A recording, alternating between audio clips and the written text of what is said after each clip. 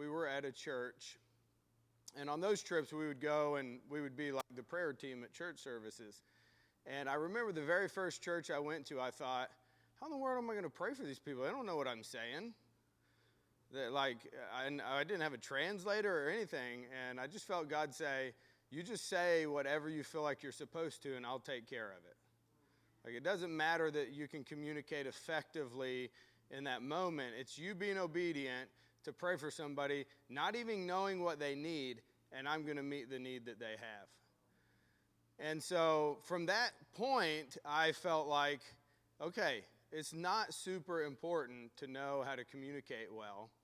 I've changed my mind a little bit on that, because whenever you're somewhere for a significant amount of time, it's so difficult whenever you need a translator for everything. But it's hard to learn new languages. And so I just want to encourage all of you. If you've ever even thought missions is something that you'd want to do, but that is a blocking point for you, is, well, how will I communicate with people? How will I, do those things? Don't let that be something that you worry about. All right? That always, every time I've ever done anything, it works itself out. This trip that we just went on, we built part of a house. We didn't get it all the way done. And we had a translator that he could speak Spanish good, but he didn't know anything about construction. And so I would ask questions, and he'd be like, talking to the guy, and he's saying something about putting these pieces of metal, and I was like, okay, well, we'll figure it out. Tell him to show us, and we'll do it, okay? So don't ever let those types of things block you from doing something you feel like God's calling you to do. I'm assuming everybody in here has at least some sort of idea if they either have done missions or they would like to do missions. Am I correct? Okay. I really believe that the Great Commission, where Jesus tells his disciples to go and make disciples and baptize people, right? I believe there's a difference in a call for somebody that's called to do that, because who did he ask to do that, or who did he tell to do that? He told his disciples to do that, right? He didn't go to the entire church of all the believers and tell all of them that. He told the people that were following him closely, that knew his heart, that knew what his purpose was, that were going after what Jesus would do, to go and make disciples, okay? And I've run into plenty of people, plenty of great Christians that say, well, that's just not for me. And that's perfectly fine. It's not for everybody. You have to really be sold out and willing to do whatever God asks you to do to do missions. I don't consider myself a missionary. I've done lots of mission trips, lots of places, but I don't consider myself a missionary. I just consider myself a follower of Jesus that's willing to do whatever he asks me to do. And that's what it takes. You don't have to have a label of you're a missionary of a certain church to do a certain thing. You're just following whatever God's calling you to do. You're just following him to the places that he's going. And that's all I do. That's all we do. Is just whenever we feel like God says go, we say yes. And then we figure out how we're going to go, okay? Then in another place, let me see if I can find it real quick. In Isaiah, this was a big thing for me. In not just missions, but just in my walk with Jesus. And I think this is probably for all of us as believers. And it's in Isaiah 6, and everybody knows this. Isaiah is called to be a prophet. And the Lord's saying to him, all this stuff needs to be, to happen. And Isaiah says, who am I that you would ask me to do anything? And God says, well, I need somebody to go. I need a messenger to go. Who will go? And he says, here I am, send me. And I think God positions us in places at certain times in our life that he allows us to do the same thing that Isaiah did. Right? He doesn't force us to do anything, but he allows us times of our lives to respond to him in that way, to say, here I am, send me. Do you think Isaiah knew exactly what it was going to look like for him to be sent and to go and to do what God's calling him to do? No. What he desires more than anything is our yes. And so I've talked to tons and tons of people that have said, you know what, well, it's just not for me. And I always want to respond, I never do, with, but have you at least said yes to the idea? Because if you say no, of course it's not for you to do. It's for somebody else to do because you've said no to it. I think for us as Christians, it's to position ourselves in a place of willingly go wherever God calls us to go. And that doesn't always mean that he's going to call us to do it. It doesn't always mean he's going to ask us to do it. More than likely he will. But it doesn't mean that's what we're going to do. But we have to have a heart in a place of loving people no matter where they are, the situations that they're in, what life looks like there, to be willing to say, yeah, I would go there. 15 years ago, if you would have asked me, do you want to go on a mission trip? I'd say, no, that's for somebody else to do. That's not for me. And if I would have continued saying that, if I would have never given the initial yes to, yeah, I'll do something that I don't feel like I really am equipped or able or even called to do, but I'm going to say yes anyway, I really hate to know what my life would be like now.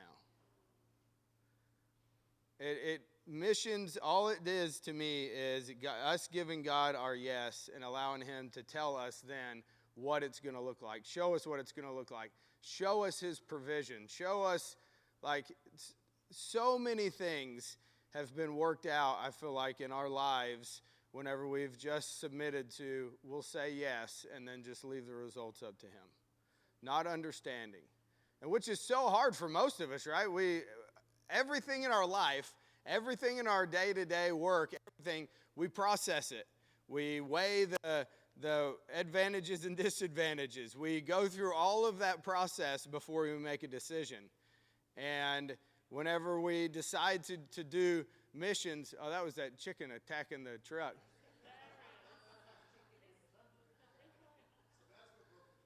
Yeah, that was it. That was it. That broke it. Yeah. But I just want to, because I'm sure there's people sitting here that have said, yeah, I would love to do some mission stuff. I don't know what that looks like. I don't know how I would do it. I can assure you, every single time that we decide to do any trip, any missionary trip, I say yes, and then I say, Amanda, how are we going to pay for this? It's always the same thing. We say yes, and then we figure it out. And I'm sure Josh can tell you much of ministry is that way. You say yes, and then you figure those things out. Because if the guy that owns the cattle on 1,000 hills wants you to do something, he's going to figure it out for you. And so I want to encourage everybody that if missions is something that you've ever even thought, I would love to do that, don't allow circumstances to keep you from that, okay? Give him your yes. Really pray, fast to figure out where that is. You know, John Paul talked last night about the field that we're called to.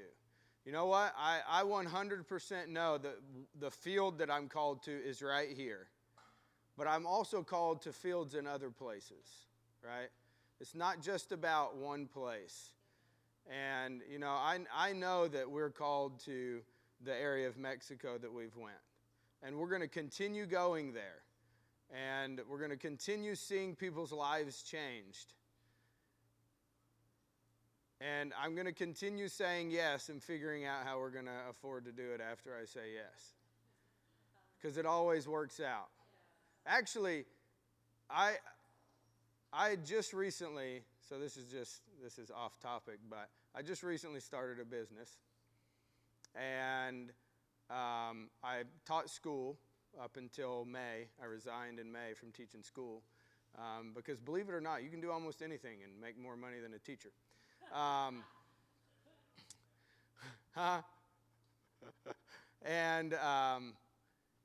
it was in May that we said yes to going on this trip in July. And we were both a little bit concerned because, like, I just resigned from being a teacher and was starting a business. But after we said yes, I have been so busy. Like, I just went and quoted a job this morning and told her it would be 2 months before I could get to it. And so,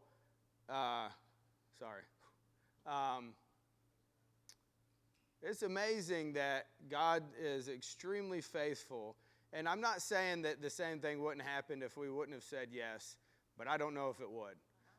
So, you know what? I lean on God. The faithfulness of God is so extremely multiplied whenever we decide to submit to the call that He's put on our lives. And so, I'm going to let Amanda share some about her experience. And then I'll close, talk some more about. So I can remember we were at 104 Roberts before we came into this building, and we stepped away from the Methodist church. And we were, during worship, I could take you in that sanctuary and tell you exactly where I was standing. And it was during worship, and we were singing that song, Send Us Out. And I threw both my arms up, and with everything in me, I said, "Here I am, Lord, send me.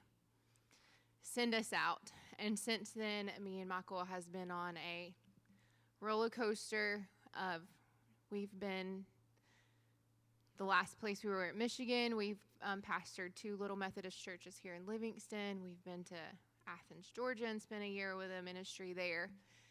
But in obedience, I've learned so many things, but just confessing and repenting in front of all of you right now. Me and Michael had this battle back and forth about being a missionary, and I didn't think that I was missionary material. I wanted all the comfort and all the things, a house. I wanted to be self-sufficient, if I'm just going to be completely transparent. And being a missionary was too uncomfortable for me. I didn't have control in that situation.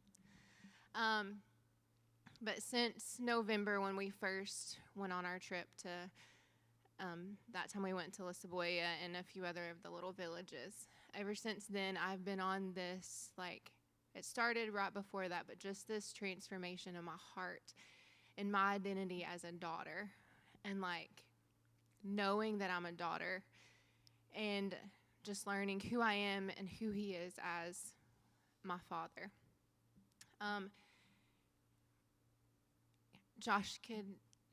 Michael and all of them could attest. When I first said that I was going to go in November, Josh would call Michael often and say, "Does Amanda really know what she's signing up for? Does she really know what this is?" We were sleeping in tents. We were hiking up mountains. And Michael's like, "You know you're not going to be able to take your makeup." And I was like, "Okay, I'm not worried about my makeup." She wears makeup every day. I do.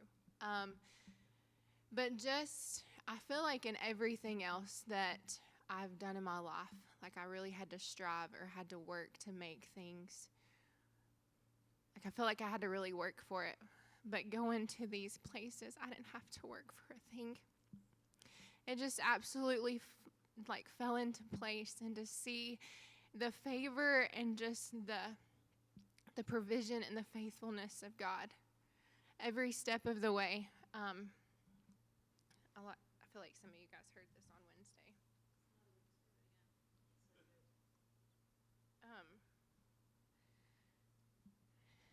All you need is your yes. But I promise you, when you say yes, that all hell is going to break loose. Satan is going to try to come at you in every form of, just like in the first thing was questioning whether we could do it. Was this the smartest thing? We're just starting a business. Like, this doesn't look good on paper. It doesn't matter. Do it anyway. Who was going to keep our kids? Tina was in Africa. She's our babysitter. Like, everything worked. My uncle passed away, but I was just he reminded me of when he called the disciples. He said, "Let the dead bury the dead." And my aunt decided that she didn't want to have a funeral for my uncle, so I didn't even have to worry about that. God takes care of everything.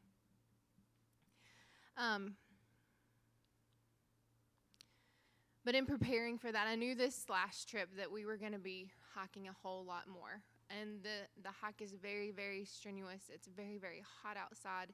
I knew it was going to be hotter than what I was used to here in Tennessee. And just preparing for that, and then I would begin to doubt myself, and I was walking up and down Tina's Hill. If you guys are familiar with that, it's the steepest road in Overton County, maybe. You just walk right there to the parking lot and look up that hill. Her house is all right there. And it's only a 3/4 of a mile road up to her house. So it's like super steep all the way up to her house. But as I was walking one night, I was just crying and just, at this point, I was trying to find every way that I could to pull out of this. And he told me that I was equally yoked with him, that he would carry my load. And he showed me a yoke that you would put on an ox. And there's like 2 things that goes around each ox's neck. And my head was in one and his was in the other. And he said, "My yoke is easy, my burden is light." And when you try to do it on your own, it's going to be hard because you're dragging the other side. But when you lean on me and depend on me, I will carry you. And then sometimes I would walk and it would get dark and I would get a little overwhelmed. But one night he lit up Tina's whole driveway with fireflies. And it was like as if I was running down the runway at the airport, like those little bugs were just flashing their little tails. And he said, "I will provide the way. I am your provision, and I'm preparing the way before you." And then he gave me this scripture. It's, "How beautiful on the mountains are the sandaled feet of this one bringing such good news. You are truly royalty. The way you walk so gracefully in my ways displays such dignity. You are truly the poetry of God. His very handiwork, out of your innermost being is flowing the fullness of my spirit, never failing to satisfy. Within your womb there is a birthing of harvest wheat. They are the sons and daughters nurtured by the purity you impart. How gracious you have become. Your life stands tall as a tower, like a shining light on a hill. Your revelation eyes are pure like pools of refreshing, sparkling light for a multitude. Such discernment surrounds you, protecting you from the enemy's advance." And that's Song of Songs 7, chapter 7, verse 1 through 4. And then he also gave me Hosea 2, and it's chapter 2, and it's verse 14 through 23, but I cut out some of it. It says, "Behold, I am going to romance her and draw her into the wilderness. I will speak tenderly to her there with words of love and win her heart back to me. There I will give her back her vineyards and make the valleys of trouble an open door to hope. There she will respond to me and sing as when she was young, as on the day when she came up from Egypt. And I, Yahweh, declare that when that day comes, you will call me my husband and no longer call me my master. I will banish the names of the Baals from her lips, and she will never mention their names again. When that day comes, I will make a covenant for you, my people, with all the birds and wild animals and creatures that creep upon the ground. I will break the bow and the sword and remove the weapons of war from the land. And I will let you live in peace and safety. I will take you to myself and as my wife forever. I will make you mine in righteousness and justice with unfailing love and tender affection. Yes, I will commit myself to you in faithfulness. Then you will know me intimately as Yahweh. I will sow her in the land as my very own. I will show her tender mercy. I will declare to not my people my words of endearment. You are my people, and they will say to me, you are my one and only God. I already told you about my uncle and all the things that would happen. And then when the truck was broke down, it was raining, and it was just like, when we got there, we just felt like, I don't know, like we was like, what's going to happen? Like, we can't really do anything. We can't work on the house. We can't hike the mountains because of the rain. And us and the guys were still trying to work, and me and the girls, we just got together and we started praying over the land that they had purchased to build the church and the base there and the house. And we were just praying over that, just declaring over the land. And then we just started speaking to the skies, for God to part the clouds, for the sun to shine.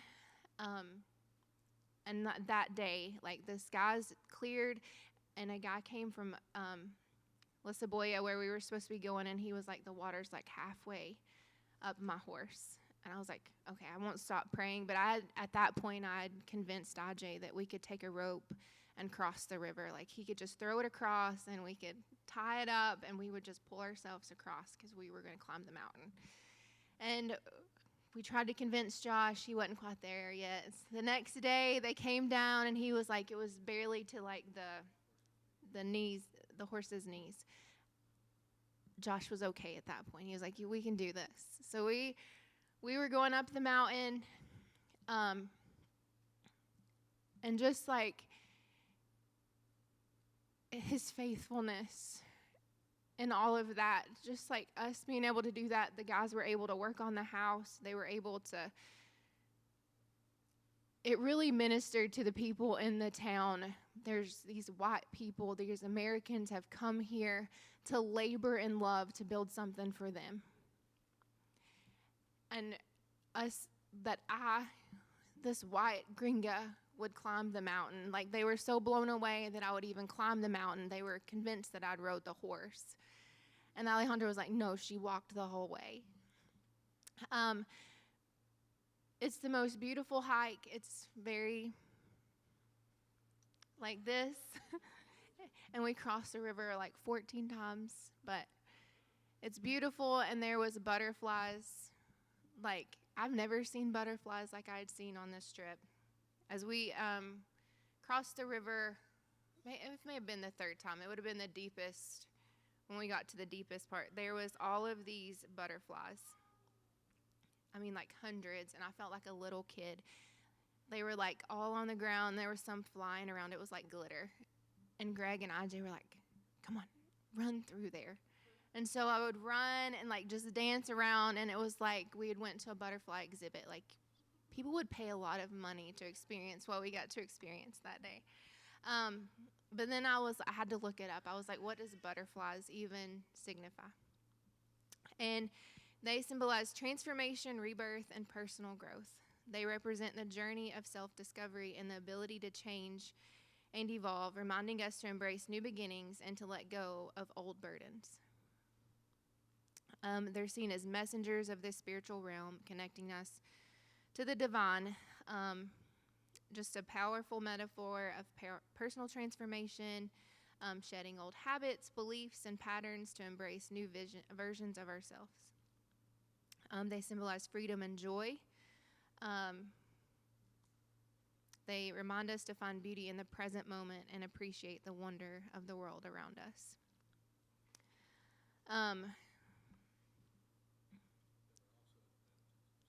Yeah, and when we had our church service,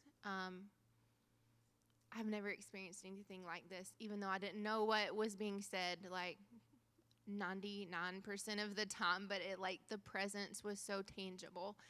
Like, all of us are crying, weeping, like through the whole thing. 2 people accepted Christ, and then we had the baptism service, and 6 people got baptized. And every time that they would dunk somebody in the water and they would bring them up, the butterflies would just swarm around them.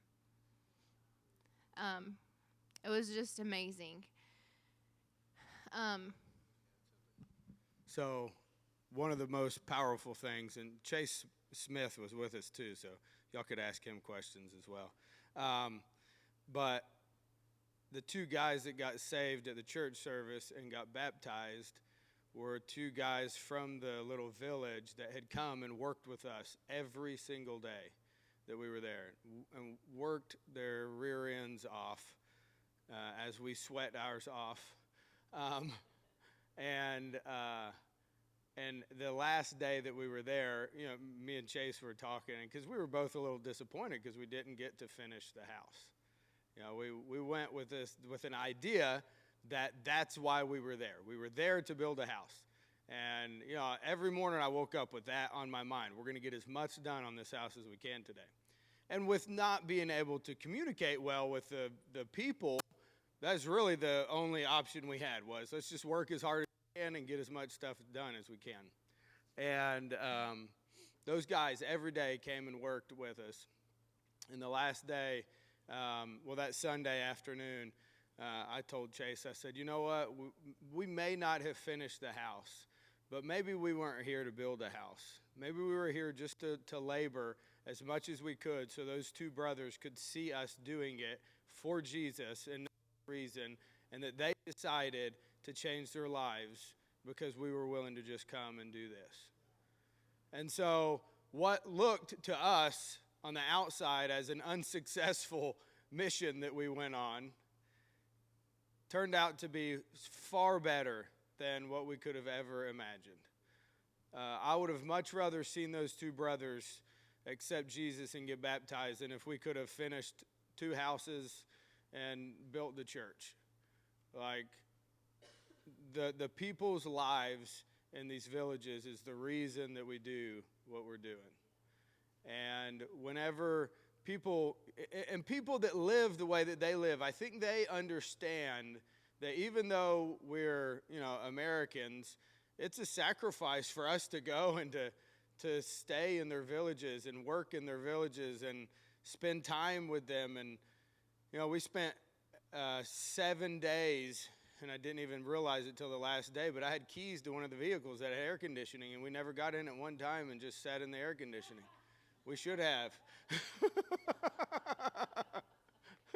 We were on our way to the store because we bought a pig while we were there too and had it slaughtered and ate it.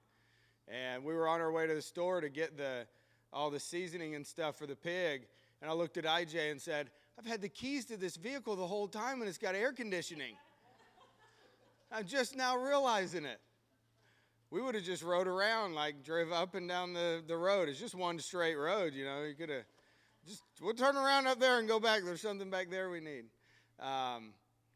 But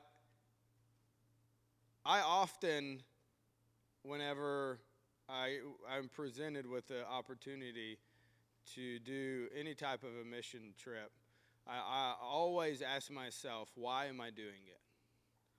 Why do I want to go? And just like Amanda said something about Michigan, we moved to Michigan from here for a couple of years and pastored a church there. And we would run into people in Michigan, and they would say, where are you from? Especially Amanda. I know you're not from here, because they couldn't understand her. And we would say, well, we're from Tennessee, and almost everybody would say, I would love to live in Tennessee. Why did you move here? And it's because Jesus loves people, and that's what we do. We just love people. No matter where they're at, no matter where they're from, what they do, we just love people. I'm sure Amanda will share with you what happened to her on the mountain, but, whenever you go, and it doesn't matter if it's Central Mexico or Africa or Brazil or the next town over from where you live, you can live your life as a mission. This morning, I had to go to way out in Cookville to a house and bid a job out, and on my way back, I stopped at Walmart to get chicken for our meal after church Sunday. I'm smoking a bunch of chicken. And I was in the store, and an older gentleman saw my hat and said, "You a Dodgers fan?" And I said, "No, actually it's my high school in Livingston Academy." And he said, "Oh, okay." Well, I went on, and I walked back around, and he was like behind me going up the outside aisle at Walmart. And I went back around because I needed to get something else. And I'm walking down the aisle to get something else, and he comes down the aisle, the same aisle. And he said, halfway down the aisle, "Did you play sports for them?" And I said, "Yeah, I played football." And so he came right up, right up to me and started talking to me. And he had a Vietnam veteran's hat on, and so I asked him if he was a veteran and thanked him. And he started talking to me, and he was walking with a cane. And I said, "Is something wrong with your leg or your hip or what?" And he said that he had a back surgery several years ago, and he overdid trying to get back to normal and messed one of his hips up from that back surgery. And so I just said, "Okay, well, can I pray for it?" And he said, "Oh, that would be wonderful." And he said, "Will you bless me at the same time?" And I said, "Yeah, absolutely I will." His name was Chuck. And so I prayed for him, and we talked some more, and I said, "Is it any better?" And he was like, "Oh, a little bit." And I said, "Okay, I'm going to pray again, then I have to leave." And so I prayed for him again, and as I'm walking away, he yells down the aisle, "It feels much better now." And he said he was 78 years old. He said, "I pray all the time." He said, "I walk up and down these aisles praying all the time in Walmart. This is my favorite place to come and pray." And so, to me, that is part of our journey as disciples, is to just allow our life to be that way. I was talking to somebody this weekend that she said she's a missionary, and she said it is so much harder in her home country to share Jesus with people. And I said, "Yeah, I mean, that makes sense. That's generally how it is." And so for me, it's a lot harder to do it here too. But going on these short-term trips of just being gone, like when we went in November, how long was that trip? 6 days, right? Like it was very packed in. Like I don't think we slept once. But it rejuvenates the thing inside of you that wants to give Jesus away. So when you do come home, you have a reignited thing in you that says, "No, I want to share Jesus with everybody that I encounter." And so if you think, there's no way that I could do that, or what's the benefit? I know my family is the biggest skeptics of me doing this stuff that there is, okay? Don't let your family stand in the way of you doing it. But it really drives something different whenever you get back, because it rejuvenates and reactivates the things that God has in you that just in society in America living here gets killed little by little by little in you. And so they're great, period. It's great to do short-term mission trips. But it really helps rejuvenate what He's called all of us to do.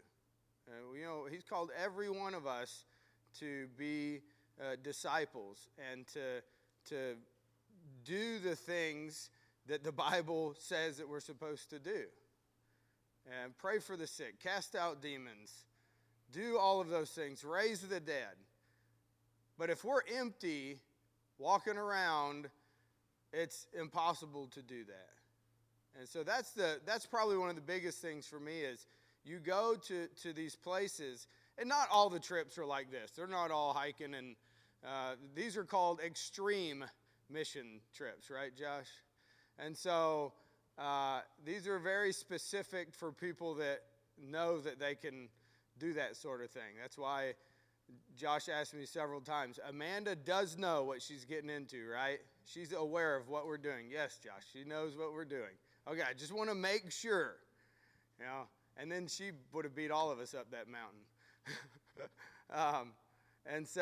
But it reignites a fire in you to go home and to do what you've done in the place that you feel the most comfortable. And that's the thing, is we get so comfortable in our everyday lives and so in our own routine of this is what I do, that doing these things breaks you out of that. It gets you out of your routine, especially if you're sleeping in a tent and bathing in a river. That type of stuff really gets you out of your routine. But it makes you also realize that the people that you encounter every day are just as important as the people that you're going to minister to in other places. So,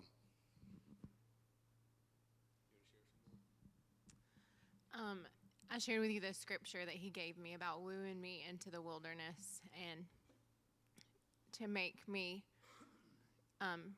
look to him as I would be a wife, and he would not look to him as a master anymore. As we started out up there, the last time we went in November, Michael carried my backpack. He was my pack mule. This time I wasn't going to have a pack mule. It was going to be me carrying my backpack. I had just a tad bit of reservation in my capability of carrying 15, maybe 20 pounds in my backpack. But Alejandro, one of the guys from La Cebolla, had come down that morning and brought a donkey and said that he was going to carry our stuff up for us. God is absolutely faithful to everything because he did carry my load. It didn't rain the whole way up the mountain, and as soon as we got to the top of the mountain, 4 hours in, it just started sprinkling, and it was just like him laughing with me, see how faithful I am. And those sprinkles felt so good after you'd hiked up that mountain 4.5 hours. And we just danced in the rain for a little bit, and we made it to, and Alejandro was insistent that we stayed in his house. And when we get to their house, she'd already had a bed made for me and told me to set my stuff down in there. And I set it down, and we walk up, and she told us to come on over there, and she had prepared supper for us as well. It would have been lunch, actually. So we're eating, and then she shares with us that her daughter, Alexa, since they had watched the Jesus film up there, she had just been really scared. And when she was out at night, she would always feel like these black shadows were following her. And it hadn't really been able to sleep since then, and it had been over 2 months. So, and she was so excited that Aunt Manda was going to be there and sleep with her. So I'm in her room. I don't know. I know very little Spanish. And I'm like, okay, I don't know. So I was like, okay, God, you've got to do this. I depend on you. And I walked around her room. I'm praying over the room. I pray for her. And as we're laying there to go to sleep, I'm just praying. And the next morning, I say, Ajay, just ask her, how did she sleep last night? And she said that she slept so good. But the next morning, we're going up to the mountain. We're going on up the mountain. And Ajay had already told me, he was doing it out of excitement. These people, just wait. You think this is good. It's so much better. The people up here are better. But he was like, we got to gather up all the water we can get. And I was like, well, all the water, and I got to carry my backpack too. He's like, yeah, just get all the water. We need all the liters of water that we can get, because there was no water when they went 7 weeks ago. He said it was just absolutely dry. There's no water. The mom in me, the nurse in me, I was like, oh, it's so hot out here. I'm like, and the terrain's worse. I just don't know that I can do it. And I was ready to quit. I was ready just to say, okay, you and Greg just going up. I'll just stay back here with these people. And God said to me, did I not make water come out of the rock? And I was like, you did. You did. And he's like, do you trust me? And I was like, I trust you. So we started out, and Alejandro, he was like, I'm not letting this woman carry her backpack. So he loaded his mule again, headed up the mountain, and he carried my load up the mountain again. So all I had to take was my water bottle. And we walk about a mile, and I hear like this gushing, like it sounds like a waterfall. And I'm a giddy little schoolgirl. I'm like screaming and excited. I said, Ajay, what is that? Do you hear that? And he was like, wow, it sounds like a waterfall. I was like, I love waterfalls. And like we take off, and I'm like running down there, and there's like this huge waterfall in this stream that we walk along beside, probably a half a mile. And I was like, he made water come out of the rock. There's water on these rocks. And like we're like all like little school kids. Like I felt like I was with my younger brothers, and we were just having so we go on up, and like probably every mile there was a water hole. Like there was water coming up out of the ground. There was water coming out of the mountain, and there's this little hole, and it was just like springs coming out of the mountains. We make it to the top, and the people are just so loving. It's so pure. It's so genuine. The hospitality, like, I've never felt so, like it just overwhelmed me. And so we're telling them all, Ajay and them are so excited, and they start telling them about how I was afraid there was no water and all the water that we saw, and that we love waterfalls. And so they decided to take us on the next morning, that we were going to go out and see a cascada, I think. I don't know. I'm a hick Spanish here. And we're walking down there. It's another big hike. And we get down there, and it's a huge waterfall. It's like 200 foot, like just coming off the top of the mountain. And I'm sitting there like playing with the kids. And Kuko yells, like, Amanda. And I'm like, okay. And he's like, you got to come up here. And Ajay and Greg had already made it up there, and they were like, you have to do this. And it's like this. Like, it was straight like this. And I was like, I can hear Michael Graff right now. Amanda Graff, you better not do it. You're going to get hurt. You're going to get hurt. So I climb up the side of this mountain. I'm pulling myself up with trees. And when we get to the top, you'll see it in just a second. We get to the top, and I kid you not, water is squirting out of rocks. We could, like, holes, and it's just squirting out. And we're putting our fingers in it and, like, plugging it, and it just, like, squirts out.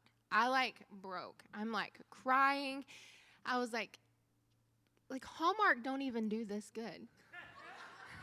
God is amazing. Like, and then, like, I don't know, that it was amazing. Like, I don't know. He is so good.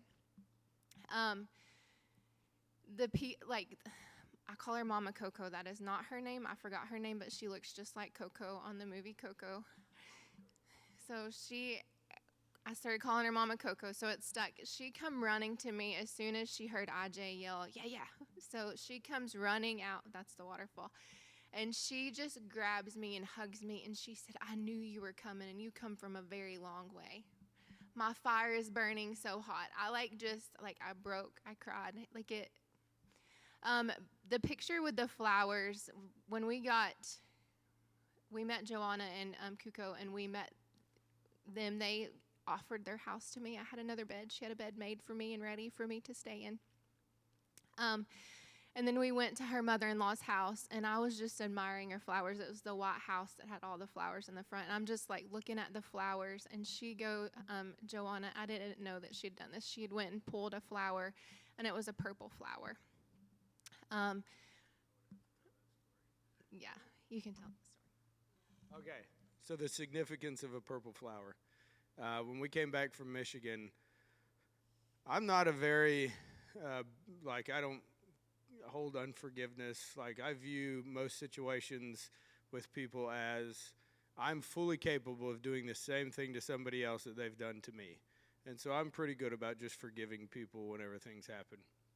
But something happened that I just couldn't do that. I couldn't get over this situation, and I had to forgive this person whenever we moved back from Michigan. And we went to Restoration House, which is Marcus, our worship leader. He has a prayer house in Cookeville. And we did a thing that was called School of Intimacy. And during that, he told us that we were going to walk through an exercise of forgiving somebody. Well, this was the only person I knew I needed to forgive, and I didn't want to. And I had been struggling for like over a year about forgiving this person. And so I knew it was him. And so we wrote down everything on a piece of paper that we needed to forgive him for, everything they did to us. And then we just closed our eyes and, we handed what it was that the person had done to Jesus and then had to release that person to Jesus. Well, while I'm telling Jesus everything this guy had done to me, he's folding this flower, and I thought, oh, Jesus can do origami too. And by the time I was done telling Jesus everything that had happened with this person, he had folded this piece of paper into a flower. It was just a white piece of paper with black writing on it still. And then Marcus said, okay, now you need to give the person to Jesus. Like, release them, forgive them, and let Jesus deal with them. And so I did that, and as soon as I did that, that flower turned purple. And Jesus handed it to me and said, every time you think of him, this is what you're going to think about. That I am allowing you to forgive them, and this is a gift for you every time you think of him. Well, I taught school, so I go to school the next day, and this little girl that I'd been talking to for the whole year, really, so for 7 months, about decisions in her life and stuff. She ran up to me, it was a Monday morning, and said, Mr. Graff, I made something for you. And she handed me a black piece of paper, and it was like a charcoal drawing on it, and it was a purple flower. And so, to me, they're pretty significant in our lives for us, of him just showing his faithfulness to us. And so Amanda got to go up that mountain, and the first thing that she got was a lady handing her a purple flower. And when she hands me the flower, I'm like crying. She has no idea. Like, I'm just like overwhelmed with this purple flower and just God's faithfulness just to restore our past. And as I'm like crying, tears are coming out of my eyes, she starts bringing me all these other flowers. And I just heard the Lord say, I'm restoring it, but not only, I'm multiplying it. And was so overwhelming. And then we were able to share that with them. Like, God used all these little things just to minister to them. And when we go back down to, we're in Lisaboya, we had this little life group, and then we were playing games, and everybody's laughing. When we went there the last time, the people were kind of more reserved and kind of, they would talk to us, but we were laughing. It was like we were at a family reunion, just laughing. There was so much joy.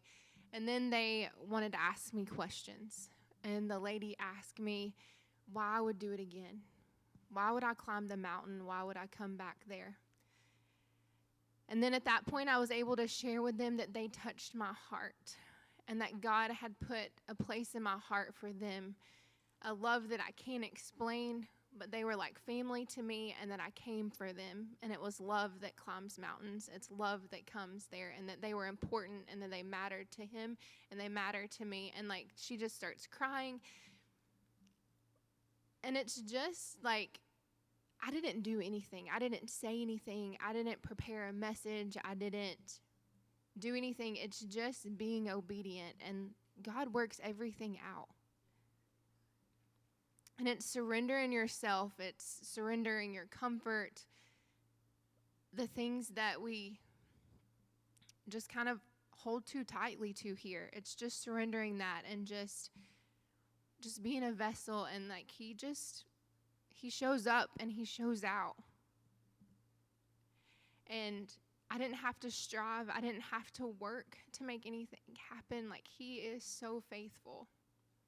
And that's he's broke. I love this. I would move there. My kids would move there. I know. And like I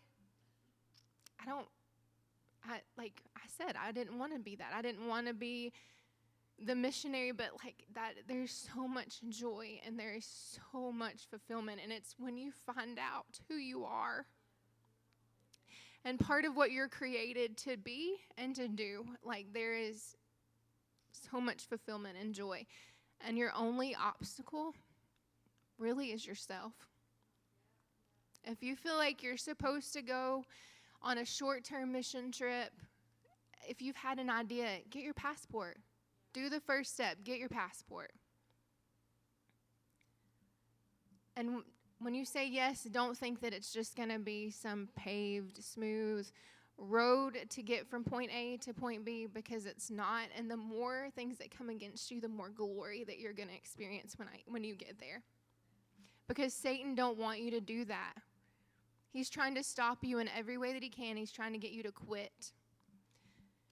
And I'm just determined that there's no demon in hell that's going to stop me. There's no weapon formed against me that will prosper. Yeah. And she is right. I mean, Chase, you want to tell what happened to you right before we left? Yeah, right before we left, the day before we left. Can I tell her, or do you want to come and tell? You okay with that? And so, and this is the first mission trip that you've done. Yeah, like, because Chase and then our 16-year-old son Parks came with us, and they both had to get passports really quick, and they both came in like a week and a half. Like, it was great how fast they came in. But Sunday, the day before we left, Laura texted Amanda, I think, and said that she was on her way to the emergency room with Chase. That for a couple of days he'd felt terrible, his back was killing him, and so I knew exactly what it was. So I got my phone and I texted Chase and I said, first I said, "Are you alive?" And then I said, "This is just an attack from Satan trying to stop you from going. I guarantee you they're not going to find anything wrong," and they didn't, right? There was nothing wrong with him. I said, "Stay the course. Don't give up. Just have your mindset. Nothing's going to stop me from going." And I guarantee you, when you get on the plane, you're going to go, "Wow, I feel fine now." And he said, "Nothing's going to stop me. I'm going." And we left. And as far as I know, maybe other than trying to carry too many blocks or something, your back was fine the whole time. Yeah. And I've had that happen. I've before I went to Brazil one time, for 3 days, I was in bed. I felt like I was dying. Didn't have a fever, but I was shivering and cold sweats, but no fever. And got in the vehicle. Amanda took me to the Nashville airport. As soon as I walked through the doors of the airport, I was perfectly fine. There is great opposition whenever God wants to do great things in people's lives. And we have to be set. If there was one amazing thing, most of y'all don't know Craig, but our pastor before John that passed away, whenever I first started into ministry, he would ask me to do things with him, and I would say yes. And he would say, "Now that you said yes, you can't back out." The Bible is very clear. You make your yes, yes. So if you say yes, you do it, no matter what it takes. And I have tried to just live by that if I give God my yes, that I'm going to do something, that there's nothing, as Amanda said, there's nothing that's going to stand in the way of seeing it through. And that happens often, that we live in a fallen world with bodies that are easily swayed by things we can't even see.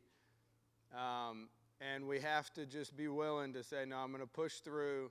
I said I was going to do this. I'm not letting anything stand in my way." And that's not just for mission stuff. That goes for anything in ministry. There's constantly things trying to come against you if you're If you're pushing forward to advance the kingdom, there's always opposition in this world. But if you feel like that in any type of missions, not just short term, I mean, if you feel like you're called to be a missionary somewhere, seek God out to, if you know where that is, ask for him to open the door. You know what? It might start with just going on a short-term trip and you falling in love with people wherever it is. Because if I've learned anything in all the different places we've been, the different places we've lived, people are really the same everywhere. Now, there's not people in a certain place in the world that are a lot different than any other people. Every person that I've ever ran into and presented the gospel with is searching for Jesus, and they may not know it. And so, you know what? If you say, well, Central Mexico's not it, it's probably not the scuba instructors in Aruba, okay? They don't need you to go and try to save them. Did anybody ever see the video of that? The millennial missionaries? You need to look that up on YouTube.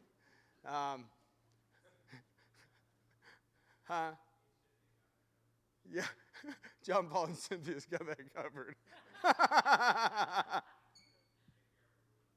They'll take care of Aruba for us. But don't allow God to lead you in that. And if it's a dream in your heart, God wants that to happen. I never wanted to do mission stuff. I never wanted to be a missionary. I never wanted to be a pastor. I never wanted to do any of it until I decided to say yes and mean my yes. And that was the difference for me. I grew up in church, but whenever I was 23 years old, I said yes to Jesus for real.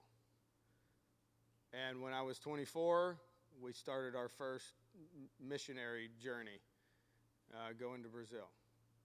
And every single trip, to me, it intensifies on seeing what God's doing in people's lives and the way that he uses us to help.